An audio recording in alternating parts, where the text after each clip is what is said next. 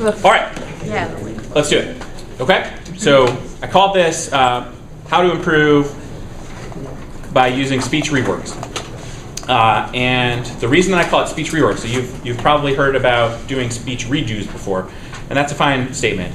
But the reason that I call them speech reworks instead of redos is that most of the value of doing them comes from the work that you put into it. So if you just do it again without making any improvements, then that's not a very good strategy for improvement. But if you work on the speech, then you can make significant improvements. And one of the coolest things about debate is that every time you have a debate, or every time you participate in a practice speech or a mini debate, or anytime you basically do a debate thing, you have given yourself an opportunity in the future to do it again and to learn from it. So every debate creates opportunities for practice. Every practice speech gives you an opportunity for more practice.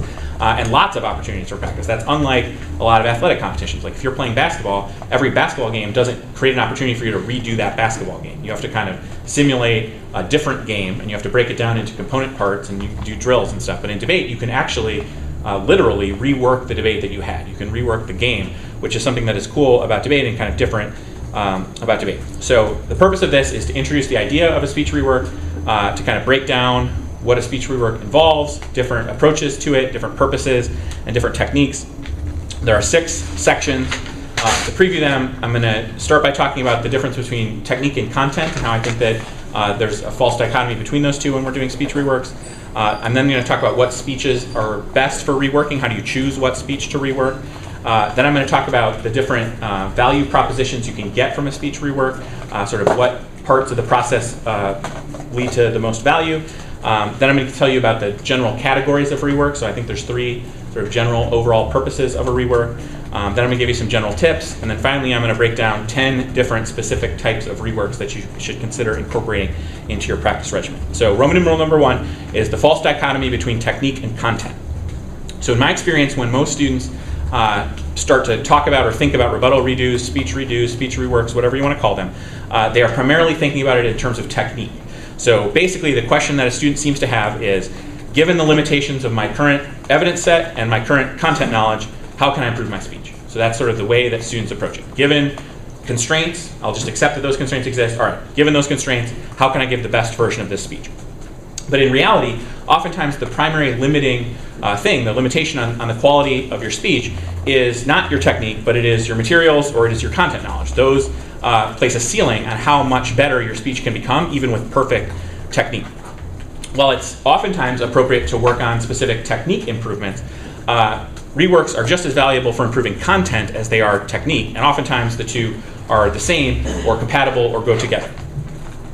This requires that you look at your speech and you honestly assess, all right, what part of this speech requires the most rework? What requires the most revision? What part of this could I change that would have the maximum value compared to other parts that I could change?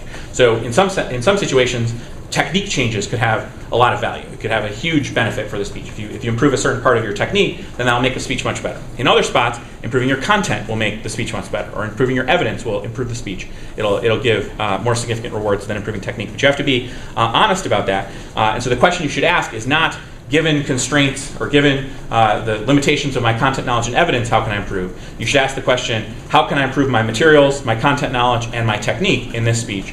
And which of those areas offers the most significant opportunity for my improvement?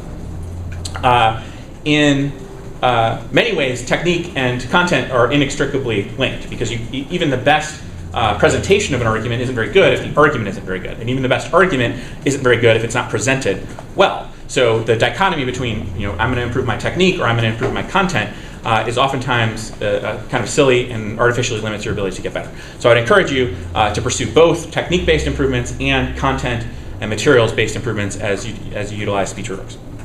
Roman numeral 2, how to choose which speeches to rework. How to choose which speeches to rework. It's probably not realistic to rework every speech you ever give in a debate, even at debate camp. That's fair. But you can get a lot closer than you think. The best speeches to rework are those that have the most significant opportunities for improvement. I think that should probably go without saying. Some speeches are good enough or they're close enough that it's not worth it to spend a bunch of time trying to make them better or using them as a tool for improvement. And at the same time, some other speeches might be so bad or so atypical because something weird happened in the debate, because the debate kind of went off the rails and this circumstance is unlikely to ever arise. Those also might not be the best examples of speeches to work on. In those situations, figuring out how not to put yourself in that position is often better than figuring out what to do if you were in that position again. But there's a pretty broad sweet spot between speeches that are just kind of so bad or so weird or so one-off that it's not worth working on, and speeches that are so good or so close to as good as you currently are that it's not really worth polishing them. There are 3 things that you can do to immediately make it easier to give speech reworks and to expand the number of speeches that you have access to when you are choosing which reworks to do. Number 1 is you can record all of your speeches and you can organize your speech recordings. This is invaluable because it allows you to self-assess individual debates, and it allows you to track your progress and compare and contrast speeches from different years or parts of the year. So if you have some recordings from, if you were a junior last year and you're going to be a senior this year, if you have some recordings from last year as a junior, if you have some recordings from camp, if you have some recordings from September, and then you have some recordings from October, November, around winter break next year, you can kind of track and you can, all right, here's what I looked like last year, here's what I looked like during the summer, here's a good one, I felt really good about this one during the summer, here's one that's kind of representative of my early season, here's one that's a little representative of my later season. A lot of times you don't notice how you have changed, things that you've gotten better at, things that you've gotten worse at, things that you used to be doing well that you've kind of allowed to atrophy a little bit. You don't notice that unless you have comparisons to look, okay, this one versus this one versus this one. And recording and organizing your speech recordings is an important way to do that. Second, keep and organize all of your flows. This is something that you should do. It's not that difficult. It's very simple. And it's important because it's basically impossible to rework a speech intelligently if you don't have a good flow of the debate that it came from. So sometimes you can do reworks where the flow doesn't really matter, where you've kind of created circumstances to give a practice speech. But for the most part, you want to have an accurate representation of the debate as it was, so that you can start from there, that's the foundation, and then you make improvements based on that. Sometimes you make changes to the flow, and we'll talk about that later.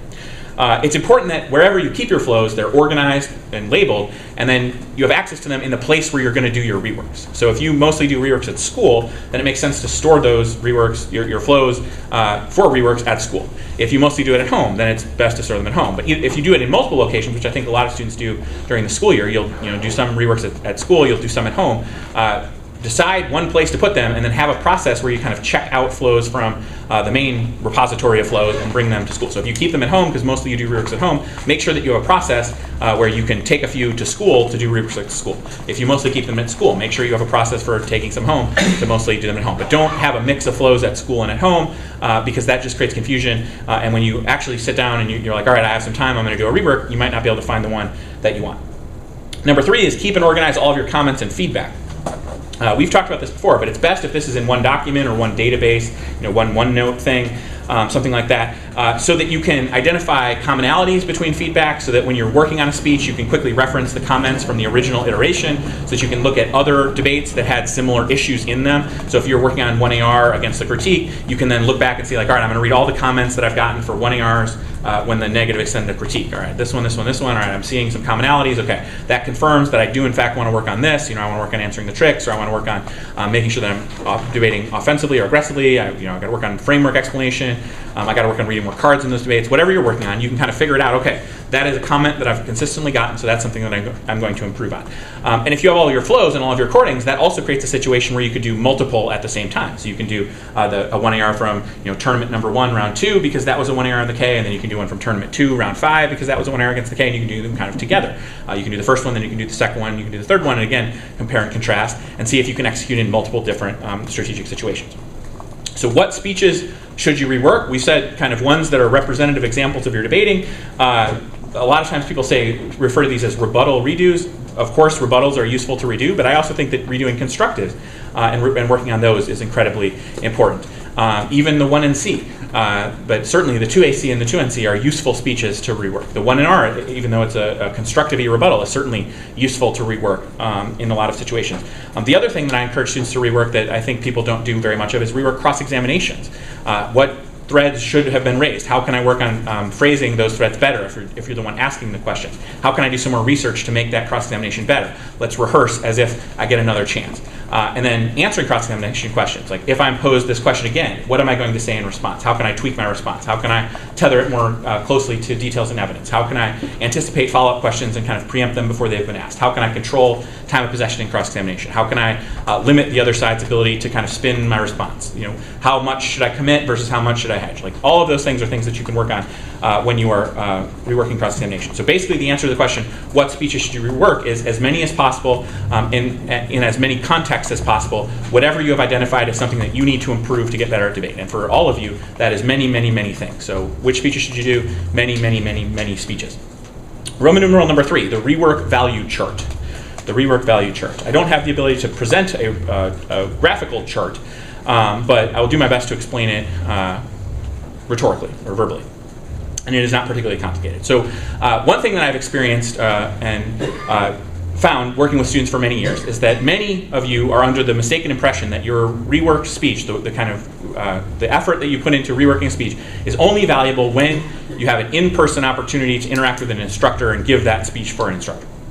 And that is not true at all. Most of the value, the vast majority of the value of reworking the speech comes from the work. It comes from your work doing it.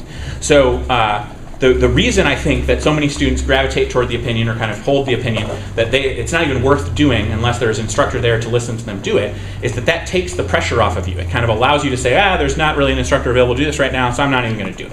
It gives you an excuse for not putting in the work, because the work is the hard part, and maybe the instructor interaction is the fun part. So it gives you an opportunity to say, well, I'm not really going to get anything out of this unless Batterman is right there, sitting with me in a room to listen to this live.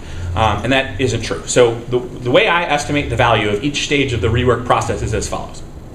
Number 1, most of the value, and I estimate this at about 55%, although these numbers are obviously, this is just sort of a hunch, I can't prove this, but about 55% of the value comes simply from reworking the speech, even if you just deliver it to a wall. So the work that you do to prepare the speech and then just deliver it out loud to your desk or to your computer or to your wall with no further critique or comment, about 55% of the value comes from that stage of the process. The reason is that you learn a lot more by doing something than you do by being told how to do something. So the reason that speech reworks are so powerful is because they allow you to just do what you're supposed to be doing in debate. It doesn't help very much, or nearly as much, for someone else to just tell you, all right, this is what you should do in a debate. The value, the learning process comes from doing it. And so obviously, what I'm doing right now is just telling you how to do something. But you're going to learn a lot more from doing your rebuttal reworks than from listening to me tell you how to do your rebuttal reworks. And that's the logic of this. So most value, about 55%, is just from doing it, even if no one else ever hears it. Number 2, the second significant chunk of value, and I would estimate about 30%, comes from recording the speech and critiquing it yourself. So critiquing your own performance, self-analysis. The reason is that you should be your most aggressive critic. You should be the person who most aggressively wants to get better. You should care the most about your improvement. You also should know the most about the context of the debate, your personal strengths and weaknesses as a debater, and the things that you need to do to get to the next level. You are the one that is most intimately familiar with yourself as a debater, with yourself in terms of your mental approach to debate, your knowledge of debate, your content knowledge, your mastery of the materials, your technique. You know more about you than anyone else. And because of that, you can learn the most, you can critique yourself the best because you know exactly what to look for. So you know more about specifically what to look for. You've seen other people debate, and so you can compare and contrast yourself and either the audio recording or the video recording of yourself to other debates that you've seen. And you will not let yourself off the hook, hopefully, because you want to get better. So that process of doing it, stage 1, maybe 55% of the value. The process of recording it and then reviewing it and assessing it is another about 30% of the value. So about 85% of the value you can get just without ever encountering another human being. Number 3, a small amount of additional value, I would estimate about 5%, although it somewhat depends on the person, comes from delivering the speech to a peer, a teammate or lab mate during the summer, and getting some feedback from them. The reason that this adds some more value is they give you another set of eyes and ears to assess, all right, am I on the right track? Am I doing the things that I thought I was doing? You can mostly just ask them for agreement. So I've been working on my 1AR efficiency, my wording, and my I'm trying to avoid repetition, or I'm trying to avoid passive voice. I think I've done it pretty well here. Can you listen and confirm that you agree? And the value of that is that maybe they'll say, yep, great. And so that gives you a little positive reinforcement. You know you're on the right track. You feel good.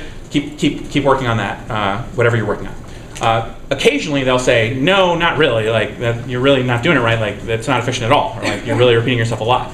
And that, I guess, could be helpful. Hopefully you never get into that situation, because hopefully your self-assessment will identify that. But sometimes with something that's more complicated, maybe you just are on the wrong track. And having a peer, a teammate, a partner, whatever, take a look, they can just be like, wait, hang on, I think you're not doing this right. What about this? And then redirect you. The other reason that this has a little bit of value is that it adds a little bit of pressure, depending on who the person is. Because even if it's a friend, a close friend that you don't think is really going to judge you, you don't feel that much anxiety about it, just having to give the speech in front of some other human adds a degree of anxiety, adds a degree of nerves, adds a degree of stress that is more consistent with how you will feel in a contest round during a tournament. So it adds a little bit. The final chunk of value, 4, about 10%, comes from delivering the speech to an instructor and getting feedback from the instructor. And the reason that instructors are useful is that they probably know more than you about debate. They might be more of an expert in the content, or they might be more of an expert in the technique that you're trying to use. And so it can be useful, obviously, to get feedback from an expert. But until you've done the rest of that process, the instructor is really just replacing things that you could have taught yourself. And so you're not getting as much out of the instructor as you otherwise would. If you've done a good job of working on the speech, assessing the speech yourself, maybe getting a few comments from a peer, working on it some more, and then you present your speech to an instructor, you can get a lot more high-value commentary. You can get confirmation that you're doing the right thing, or that you're making the improvement that you need to. You can pose higher-level questions and get higher-level feedback. And so the hierarchy of rework value, about 55% just from doing the work and giving the speech to the wall, another 30% from recording it and assessing it yourself, about 5%, give or take, giving it to a friend, a peer, a partner, whatever, and then that final possible 10% chunk from doing it for an instructor. So that means, if we think about it, if you are just working independently and you never interact with another person, you can accrue about 85% of the potential value of a particular speech rework. But if you work on the rework and then submit it to an instructor without doing the self-review and the peer review, you're only getting about 65% of the value of that speech rework. And so those of you who don't have coaches or don't have access to coaches that'll listen to your reworks all the time, it's not the end of the world. And in many ways, you can kind of jump ahead of students that have more access to more resources if you are putting in the additional work. So if you're always doing self-assessment, and if you and your partner are always critiquing one another's speeches, and someone at the school that has access to more instructors is just kind of doing it and letting the instructor give them some basic comments, you're actually learning more that 2-person coachless team. Roman numeral number 4, the 3 general categories of reworks. So there are 3 major categories, and all 3 are valuable, and you need to do a balance of them in order to effectively use reworks to get better. So first type is proof of concept. That's the type of rework in which you will attempt to prove you can do something. And something could be related to technique or content or both. So examples. I want to prove that I can give a good 2NR on the settler colonialism K. I want to prove that I can give an efficient 1AR that avoids repetition or passive voice. I want to prove that I can efficiently debate the case in the 2NR. I want to prove that I can cover a big 1NC with a strong, aggressive 2AC. This category is most popular, and this is what most of you think of when you think of doing a rework, and it is certainly useful, but the second and third categories are also extremely useful and I think much more undervalued. So number 2 is realistic simulation. Realistic simulation. This is the type where you simulate the conditions of a tournament debate. And there's many different conditions, but mostly you're simulating very limited prep time, you're simulating a more high pressure environment, you're simulating a little bit more uncertainty or unpreparedness, and you're trying to provide a more difficult context for preparing and delivering the speech. This is difficult. This is a difficult type of rework, and I think a lot of students avoid it because it often results in a bad, quote unquote, bad speech, right? Because giving a speech in a tournament environment is much more difficult than sitting there and giving yourself 30 minutes to kind of really prep it and write everything out and then deliver it and then practice it again and deliver it again. So the immediate return is, oh, I didn't do a very good job. But that's good because not doing a very good job reveals places that you can improve in the tournament context. The rework that is very fully prepared is not teaching you the skills that are necessary to execute in a high stress, low time tournament environment. Proving a concept like I can give a 2NR in the settler colonialism K is useful, but I can give a settler colonialism K in realistic time constraints is much more significant for determining whether you're going to be an effective debater. And so the proof of concept category doesn't necessarily teach those skills. This category of rework should be done often, and you should do many iterations, because each time you do it, you'll incrementally get better at managing prep time, at being familiar with the arguments, at being able to verbalize the arguments, at getting comfortable with the language and the jargon and all the colloquialisms that go into it, at remembering evidence and being able to point to specific cards, learning your files, all of that kind of thing. You don't get the immediate reward of someone saying, hey, that was great, but you get a much more important reward, which is you get better at doing what you actually have to do to win debates. Number 3, I call shoot the moon or aim for perfection reworks. And that's the type where you try to execute a perfect speech about something. And the purpose of this is to fully work through the issues on a certain thing. So it's to fully think through how are you going to win the settler colonialism K against the DREAM Act F, or it's how are you going to give the 2AR on conditionality, or how are you going to give an effective 1AR against a really big negative block, or how are you going to give an effective midterms 1NR against a really big 2AC, or how are you going to handle an impact turn strategy or something. You're identifying a specific situation where you need to think through the whole thing, take multiple iterations, a bunch of revision, and just kind of think through the entire debate and just solve the debate. You're going to try to know exactly how the debate will play out. You're going to know exactly what you need to do to win the debate, and then you're just going to do it until it's perfect. And you're going to have thought of everything. There's not going to be anything that you can't explain. There's not going to be any places where you don't know the content. There's not going to be any places where you have bad evidence, where you don't know what evidence supports your argument. You're just going to do it perfectly. And the purpose of this is to set a standard for future speeches, which you will never meet in a tournament environment, but also to strategically work on your arguments. So you can use this method of rework to think about strategy and to think about, all right, can I win? If we do everything right, can we win? And where are the places where it will go wrong? Where are the places where my speech will fall apart? Where are the places where, even if I give a good speech, things needed to change earlier or we're going to lose the debate? And so that shoot the moon technique can be a very helpful supplement. You can't do a ton of these because it takes a lot of time. But a balanced diet of proof of concept, realistic tournament expectations, realistic situation, and shoot the moon reworks is a good way to develop all sorts of skills related to technique and content and strategy. Number 5, general tips for benefiting more from reworks. General tips. So number 1 is set a specific and achievable goal for every rework that you do. A specific and achievable goal for improvement. It's not a good, an achievable and specific goal is not, I want this to be better. It's not that I want it to be, more efficient. That you be more specific than that, because that doesn't mean anything by itself. I want to be better at impact comparison. Well, what do you mean specifically? So identify a specific set of goals and limit it to just a small number of things, and then write them down, type them out, and make that the point of your rework. You can't work on everything at once. That's too much, and it doesn't allow you to hone in on one particular thing. It's better to do the same speech 5 times working on one thing each time than to give the speech 5 times working on 5 things each time. You want to incrementally solve problem 1 and then solve problem 2 and then solve problem 3, and then hopefully those improvements kind of create a feedback cycle where you make the first improvement and that helps you make the second one, which helps you make the third one, which helps you make the fourth one. I will talk about specific techniques in the last section in a moment. Number 2, choose the right type of rework for the situation. So different problems or different improvement strategies require different techniques or drills to achieve. As I said, the next section I have 10 specific types of reworks, but this is not an exhaustive list, and you can design rework strategies or rework approaches that suit whatever you're trying to improve. So there are many situations where a student might say, I have this problem, and I would think, okay, how can we design an effective rework strategy, an effective rework assignment that will help you solve that problem or help you improve on that thing? And so think about this from a problem solution-oriented mindset.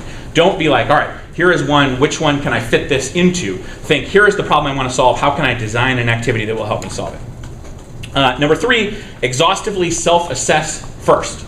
Exhaustively self-assess first. I mostly already talked about that, but interacting with a peer or an instructor before you have exhaustively self-assessed your speech is depriving you of an opportunity to get better feedback. It is depriving you of an opportunity to use that person's time and energy and intelligence more effectively to get better. Because oftentimes there are things that could easily be fixed that you know they could be fixed. And if you have someone else tell you, all right, I got 3 comments for your rework. Number 1, something obvious that you already knew. Something 2, obvious. Number 2, something obvious you already knew. Number 3, something obvious you already knew. Then that was basically a wasted interaction. But if there are no comments where they can say, well, this thing, which you obviously already knew, this thing, which you obviously already knew, and instead they have to say, like, okay, here's something that maybe you haven't thought of, or here's a really high-level thing, or like, good, this is really good, let's start talking about how to get to the next level, then that type of feedback is much more useful. And you will find that people that you interact with will want to have those discussions with you more because it will show that you've respected their time and that you're giving them something interesting to think about. So listening to a rework and being like, well, it was all in passive voice, it was super inefficient, it was very repetitive, you didn't have offense, you didn't cover stuff, like those types of comments, it's not very fun to listen to a speech and then give those comments. You can give yourself those comments. It's much more fun to think about, okay, that was really good.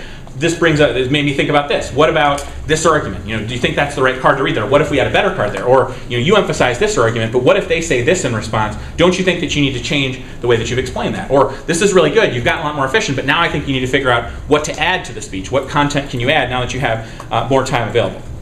Number 4 is solicit better feedback. I talked about this in an afterlab at the beginning of camp.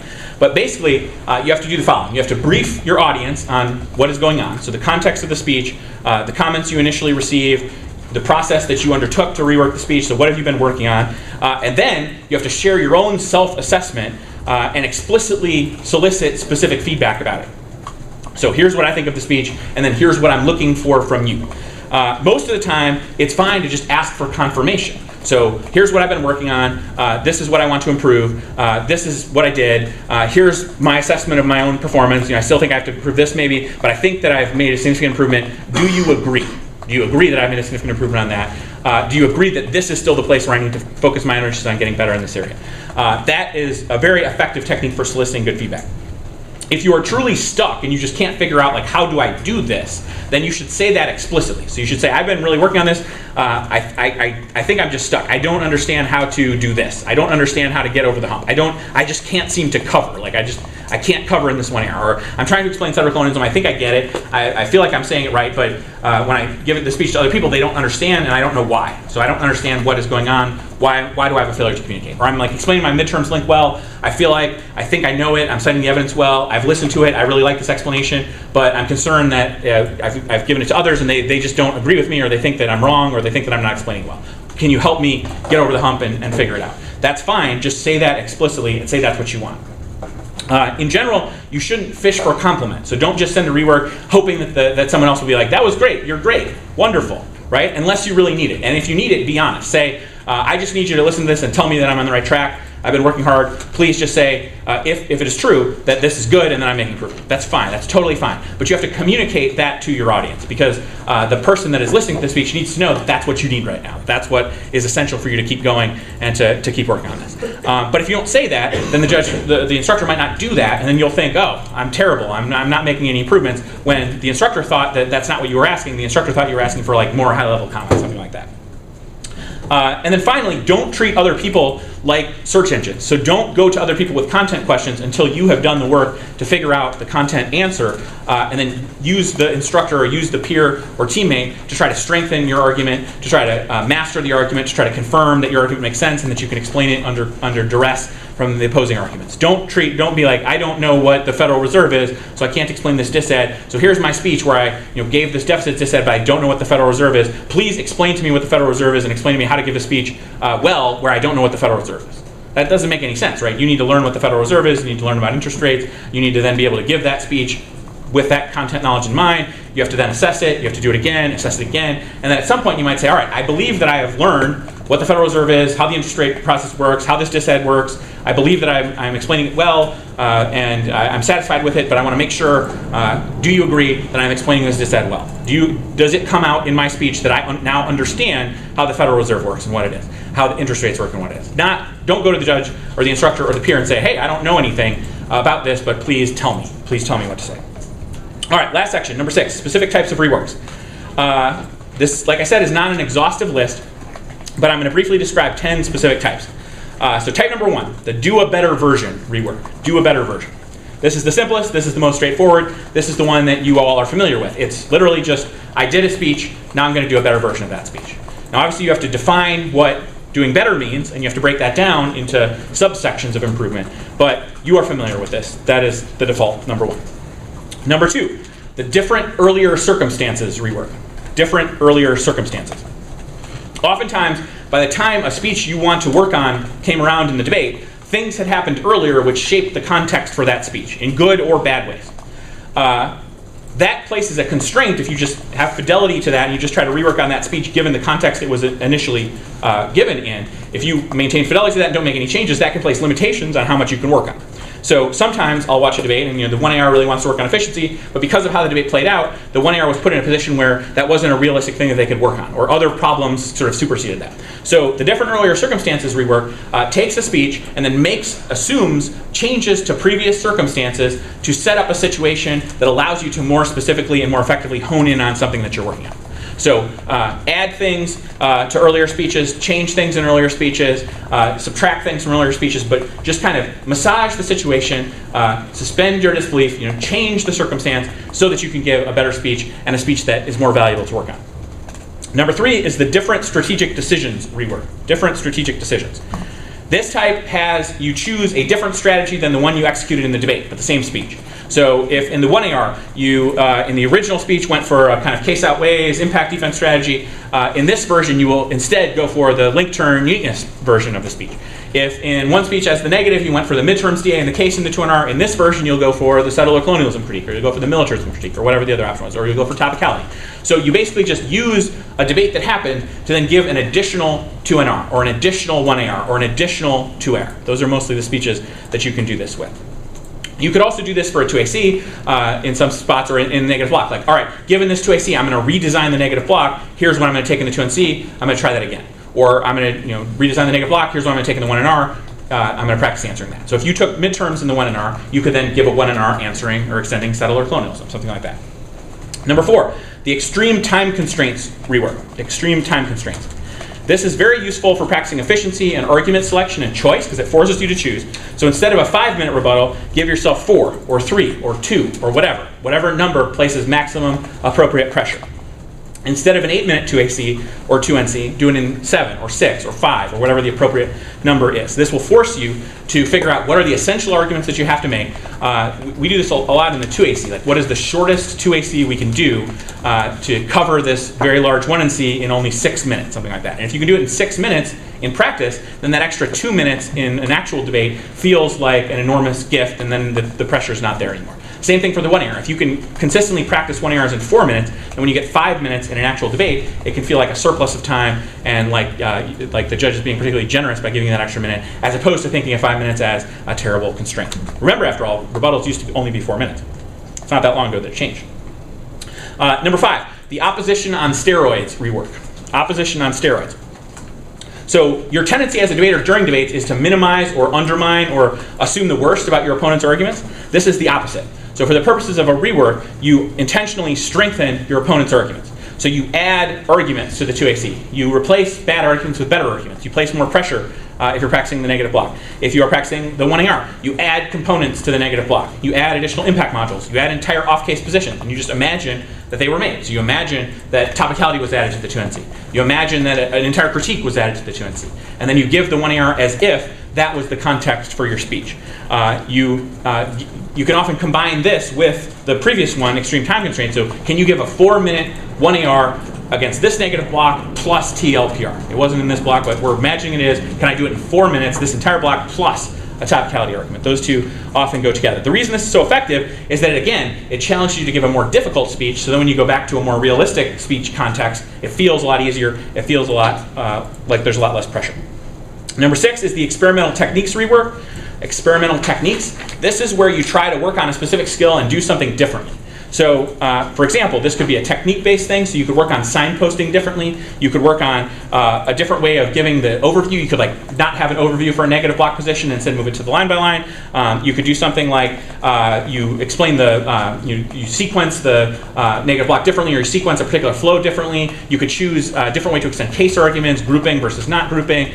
Just something where you're trying to do something differently. You purposefully do it differently to see how that works, to experiment with that strategy. For content, it's I'm going to try to explain the link differently, or I'm going to choose a different way to explain the impact. I'm going to choose a different way to explain the critique's framework argument, or I'm going to choose a different way to explain the AF in context of the critique, or something like that. But you intentionally experiment with a different technique. And the way this works is you have your original recording, and then you record this one, and you kind of assess, and then you compare and contrast, and you see, all right, if I tried this way, this experimental way, does that improve on what I was doing before?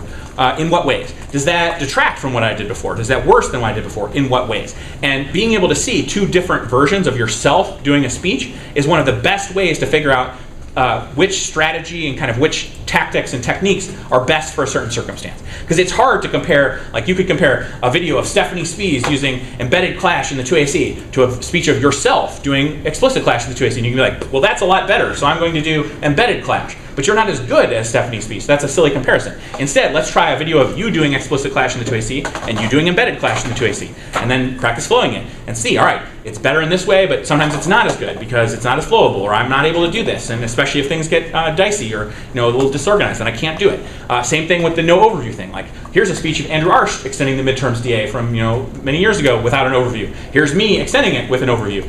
His speech was better, ergo I will do what he did. But then when you try to do it, your version without an overview is like, well, I didn't really do any impact comparison, and I ran out of time, and I didn't cover, and that wasn't very good at all. So what is he doing differently? How could I learn from that? So comparing yourself to yourself using two different techniques can be extremely effective. Number 7, the extemporaneous rework. Extemporaneous, just like extemporaneous speaking. This is a great way to practice under tournament conditions. Students hate this one, but it's really, really, really powerful. You take a flow from a debate that you somewhat remember. It can't really be one that you don't remember at all. That's too difficult. You review it a little bit, and then you deliver a speech extemporaneously. That means with no prep time and no cards. So give a 1AR based on just looking at the flows from a debate with no cards and no prep time. You'll go slow. You'll have to, it'll be tentative, it'll be terrible, but that will force you to work through your ability to process quickly, to make arguments quickly, to be efficient, and to make strategic decisions on the fly. It will also expose things you know and things you do not know, or things you kind of know and things that you don't really know. Things where you really need a script and things where the script is not so important. It's also very useful just to practice fluency with arguments. So on a new topic, and with every new argument, there's a set of words that you just need to be able to say out loud. There's a set of phrases that you need to become fluent with saying. And doing extemporaneous speeches requires very little time. You basically just need 8 minutes to do a rebuttal, because it's just a couple minutes to review and then 5 minutes to do it, and then you can record yourself and listen and then do it again.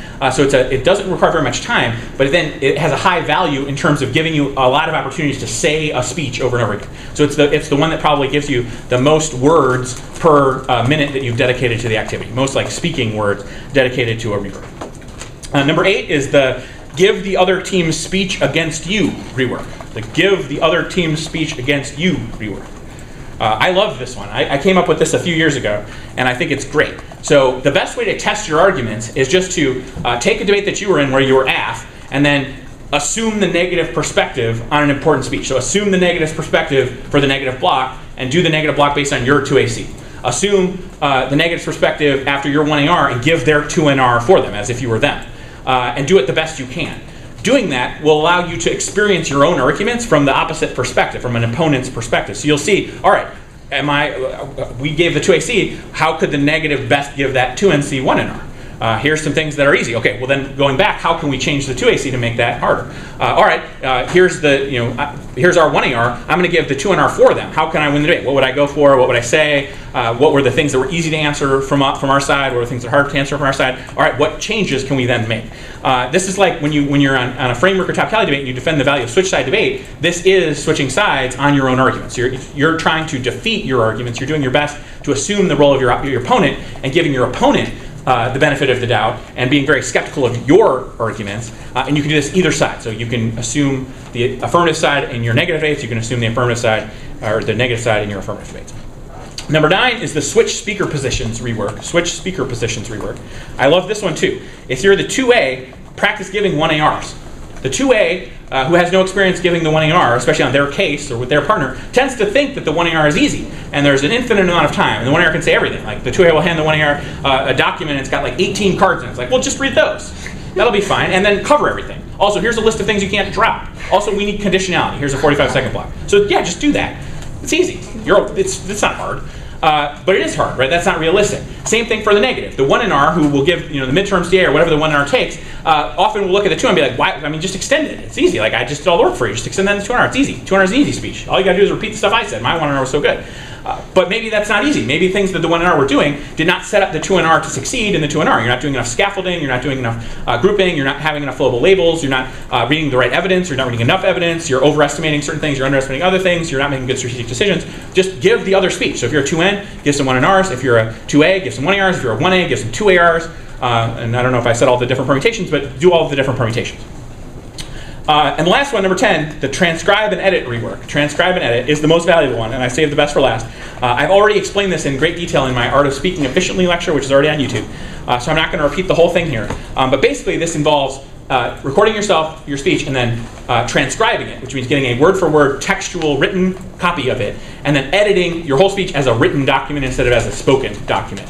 And this enables all sorts of really enjoyable and high-impact, high-value revisions and a lot of improvements, both to technique and to content and to wording and all that kind of thing. Because the problem with trying to edit speech is that we can't see it and it's not concrete, it's ephemeral, right? What I just said, obviously there's a recording of it, but in order for us to edit that, someone would have to transcribe this and then type out everything I said, and then we could edit it. We could really break it down and see it. But when it's just speech, when it's just verbal, we can't do that. And so transforming the spoken speech into a text, into an essay, an argument essay, allows us to do all sorts of things that we can't do to the text. And this is an incredibly valuable activity. We'll do a ton of these in the lab. This is something that Jonathan Paul and I came up with many years ago. And Jonathan Paul, who has coached 2 or 3, I don't know how many NDT champions, at least 2 NDT champions, won the National Debate Tournament, one of the greatest coaches in the modern era, has said, since we started doing this is the best way to get better at debate, is the transcription activity. It is the single best way to get better at debate, and I agree with that. And so we will do this separately. But if you want more about that, the Art of Speaking Efficiently lecture, the last 10 minutes-ish, has an explanation of how to do this. And then we will also do it in the lab several times. Okay? So that is how you get better by doing speech reworks.